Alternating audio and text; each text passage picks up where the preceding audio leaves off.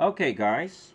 So the third part of our laboratory to become a minimum network engineer would be task 3 is configuring open shortest path first protocol. I'd like to call this the most supported protocol in routers. Supported in Cisco, Juniper, Huawei, even Fortinet, etc. Okay? So, in order to run that, let's go to our laboratory. We are going to run OSPF in this section, but not only any just kind of OSPF. We will be using multi-area OSPF, meaning this part over here, we are going to use area 34. Okay, and for this one, this is area 0, or known as the most important area, the backbone area, area 0, where this becomes the designated router and this one becomes the backup designated router. And lastly, for this little area over here, we are going to use area 12. Now, if you may ask, why do you need so many areas? Well, the rule of thumb is, for every area, you can have a maximum of 50 routers. So we are just, super relaxed on the rule because we only have 4 routers and we have 3 areas. So something to discuss, okay? So in order to start the laboratory for that, let's just test if these devices are working. So we go to P1. Oh, I'm sorry, we go to R4. Okay, this one is D2. Bring it back over there. Make sure they are properly lined. Okay, R1, R4, and there's R3. And line them up properly. And there's R2. Okay. Sometimes the mouse goes crazy. Anyway, let's go. Go to R1, type BP. Notice the IP address is 10.1.1.1. Try to ping that address. It's not pinging because of rule number 1. What is it? Ping the kit. Only devices that have direct connections will ping. We need to go to rule 2, which is we need routing. And the kind of routing we are going to implement is OSPF. Okay? So in order to accomplish that, steps number 1, create your areas. The most important area is called area 0. It's called the backbone area. Okay, details of which will be discussed in class. Again, this is just to get your hands started. Okay, so we go to R4.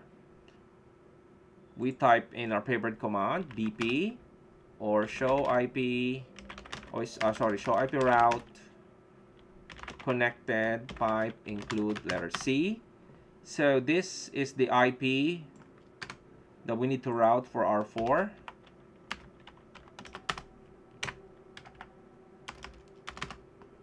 Okay. To save time, let's use the power of copy paste. Go to R3. We get this two.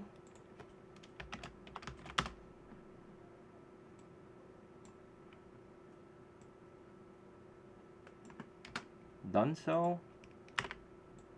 Just get that one.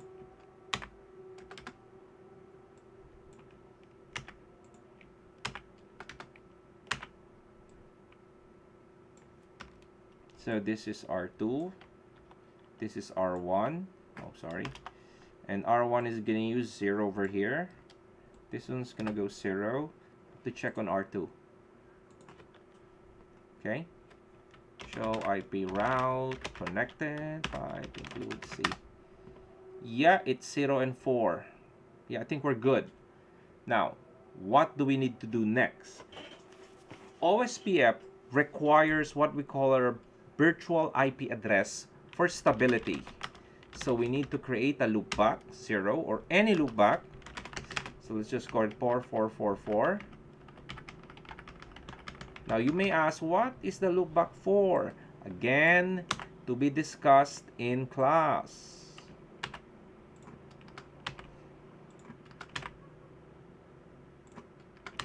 Okay, this will be 3333. This will be 2222. Oh no.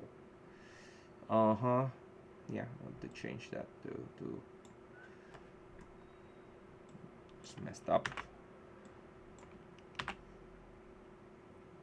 This one is 2222.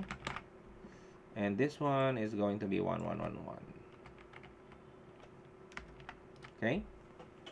This is an important next. After creating the loopback, we need to configure OSPF. One is called the process ID. It can be any number between 1 to 2 million. So just gonna use 1. And this one would want this to be in the form of wildcard. And as our network, this is area 34, as you can see over there on the drawing. Okay, so similarly for, you know, R3, we change this to, go to R3 here. It's 4 and 8.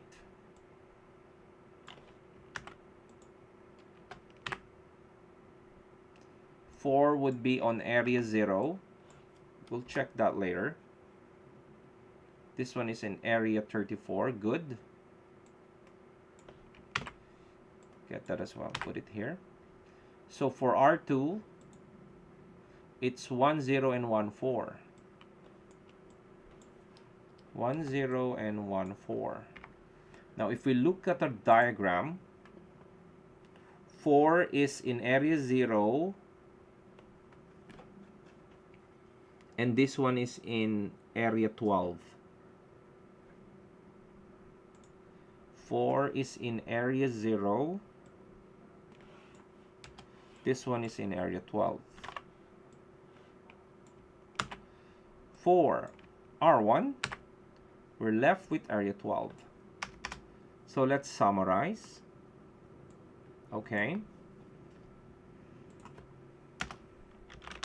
Now we can force it to use this router ID. Should have put that one earlier, but you know, shit happens. Okay, all of these commands will be discussed again in detail in class.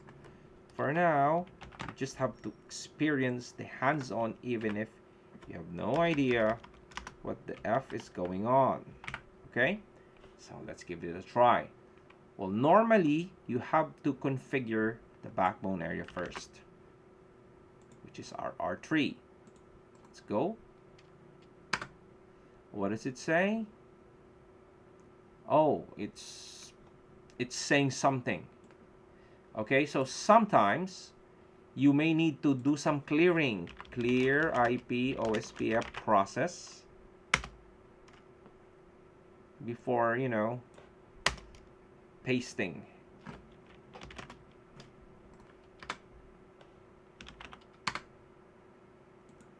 Just to make sure everything is clear. Okay, now we can proceed. Finally, go to R3. Good job. Go to R2. Good job. We visit R4. And finally, we go to R1. Oh, I made a mistake. Good job. So there are 4 commands to check. How to check if OSPF is working. First one is show IP protocols.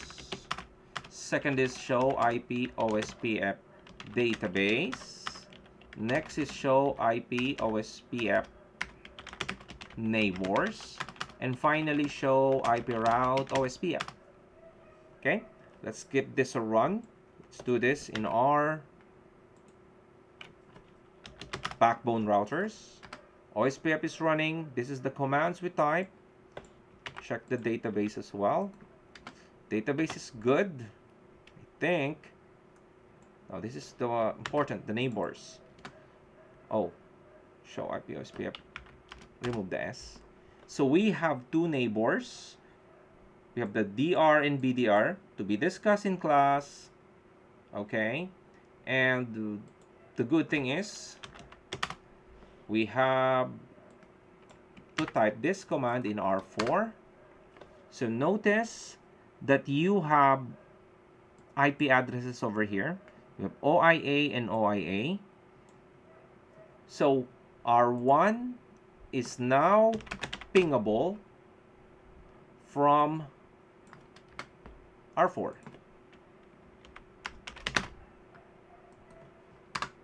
because of OSPF. Thank you.